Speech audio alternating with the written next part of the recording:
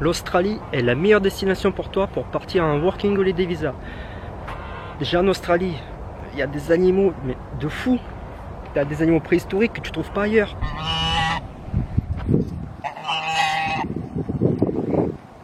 En Australie, il fait tout le temps beau, c'est bien connu. En Australie, tu gagnes énormément d'argent, tu deviens riche à un claquement de doigts. En Australie, tu as énormément de plages paradisiaques juste pour toi tout seul. Les gens sont super sympas, sont très optimistes. Et puis, c'est très propre. Tu peux manger par terre limite. Bon, malgré qu'il y a une part de vérité là-dedans, j'ai vraiment abusé. L'Australie, c'est pas le pays de bisounours qu'on nous vend souvent à la télé ou sur Facebook ou sur les blogs voyages. Ouais, c'est magnifique, c'est ci, c'est ça. Il y a quand même pas mal de défauts. Mais je vais te dire pourquoi. C'est quand même un pays très intéressant pour un Working Holiday Visa.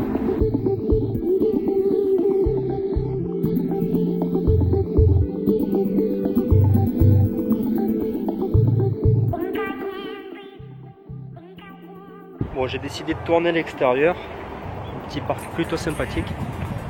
Alors en premier, parlons du Working Holiday en Australie en lui-même.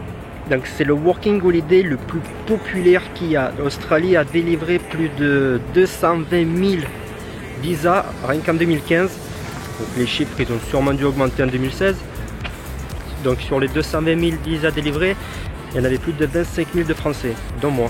Même toi, je suis sûr que tu connais un cousin, un collègue ou le fils d'un ami à tes parents qui est déjà parti en Australie. Rien que moi, dans ma petite ville, je connais 4 ou 5 personnes qui sont parties en Australie. En fait, contrairement à d'autres Working Holiday, comme par exemple au Canada, il n'y a pas de quota de restriction de visa en Australie. C'est open bar, allez, tout le monde rentre. Et du coup, c'est plus la destination originale que c'était il y a une dizaine d'années. En fait, là-bas, il y a l'autoroute, du coup, j'espère qu'il n'y aura pas trop le bruit des voitures. Bon, et tout à l'heure, je te disais que ouais, il fait beau, il y a des super animaux. Bon, il fait beau, c'est un des climats les plus capricieux au monde. Il peut faire super beau, mais il pleut beaucoup plus qu'en Londres sur une année. J'irai même plus loin, il fait même rarement beau en Australie. C'est soit tu te prends des canicules, des chaleurs à 40 degrés, le soleil il te crame la peau, tu te chopes le cancer. Soit tu te prends 2-3 semaines de pluie interminables et ça s'arrête jamais. Et encore, j'ai pas été dans le nord de l'Australie pendant la mousson. J'ai des collègues qui sont allés, ils m'ont dit c'est l'enfer complet là-bas. Après les animaux, ouais c'est sûr, les kangourous, les koalas, tout ça, les wombats, les kokas, c'est bien mignon. Mais à côté de ça, bon tu vas à côté de ça, tu as les crocodiles, les serpents les plus venimeux au monde, les méduses les plus mortelles au monde, les araignées. Des requins blancs. Un animal sur deux il veut ta mort de toute façon là-bas. Exactement la même chose pour les plages. Alors c'est sûr, tu as les plages très belles, tu es tout seul, tu es seul au monde, mais tu peux pas prendre le bain, c'est impossible. De toute façon c'est marqué à l'entrée de la plage, attention, danger de mort, méduses et crocodiles marins présents. Donc voilà, c'est comme si tu avais un gros burger devant toi, mais tu peux pas le manger parce qu'il est empoisonné. Ouais, et si tu veux devenir riche en Australie, ouais, c'est sûr, on peut gagner pas mal d'argent, mais n'oublie pas que tu es en concurrence avec 220 000 personnes tous les ans. Ensuite, pour la propreté du pays, je vais te raconter une petite anecdote. Moi, j'ai atterri à Sydney, c'était en novembre 2015. C'était peut-être 23 h. J'ai pris mon auberge de jeunesse à King's Cross, c'est un peu le quartier chaud de la night de Sydney.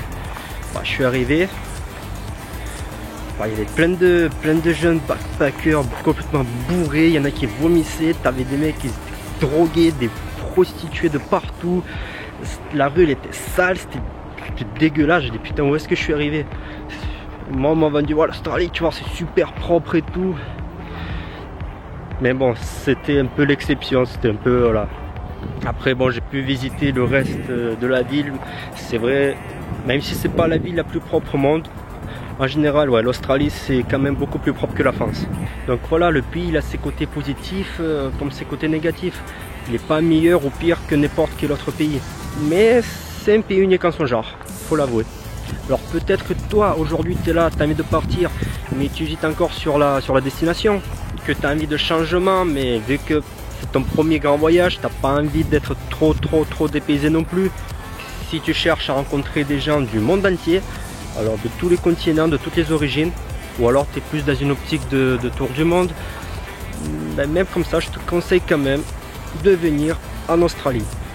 Donc tu vas pouvoir rencontrer énormément de jeunes comme toi qui sont venus peut-être une première fois, qui en avaient peut-être marre aussi de leur boulot ou qui ont pris tout simplement une année sabbatique dans leurs études.